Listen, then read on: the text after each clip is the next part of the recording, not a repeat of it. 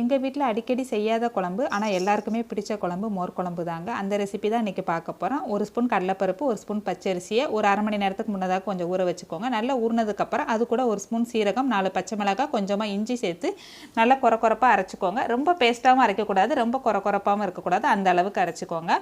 இப்போ வந்து நான் காலையிலே வந்து பால் காய்ச்சி நல்லா ஊற்றி வச்சுருந்தேன். தயிர் நல்லாவே உறைஞ்சி வந்துருந்துச்சு, புளிப்பு இல்லாத தயிர். அதை தனியாக எடுத்து வச்சாச்சு. இன்றைக்கி வந்து வெண்பூசணி போட்டு தான் அதை குழம்பு வைக்க போகிறேன். அதனால் அதை கொஞ்சம் மஞ்சத்தூள் உப்பு சேர்த்து தனியாக வேக வச்சு தனியாக எடுத்து வச்சாச்சு. இன்னொரு கடாயில் வந்து தேங்காய் எண்ணெய் ஊற்றி செய்யுங்க, அப்போ தான் நல்லாயிருக்கும். தேங்காய் எண்ணெய், கடுகு, கருவேப்பிலை, 2 காஞ்ச மிளகாய் போட்டு நல்லா வதங்கி வந்ததுக்கப்புறம் நம்ம அரைச்சி வச்சுருக்கிற பேஸ்ட்டையும் அதோடு சேர்த்து 2 தடவை மிக்ஸ் பண்ணிக்கோங்க. அது கூடவே நம்ம வேக வச்சுருக்கிற வெண்பூசணியும் சேர்த்து நல்லா மிக்ஸ் பண்ணி விட்டுட்டு நம்ம கடைஞ்சி வச்சுருக்கிற மோரையும் சேர்த்து தேவையான அளவு மஞ்சத்தூள் உப்பு சேர்த்து கொதி வரதுக்கு முன்னாடி கொஞ்சம் நுரைச்சி வரும். அந்த ஸ்டேஜில் நீங்கள் ஸ்டவ் ஆஃப் பண்ணிட வேண்டியதான், கொதிக்க வைக்கக்கூடாது. சூப்பரான மோர் குழம்புங்க. ட்ரை பண்ணி பாருங்கள், உங்கள் வீட்லேயும் எல்லாருக்கும் பிடிக்கும்.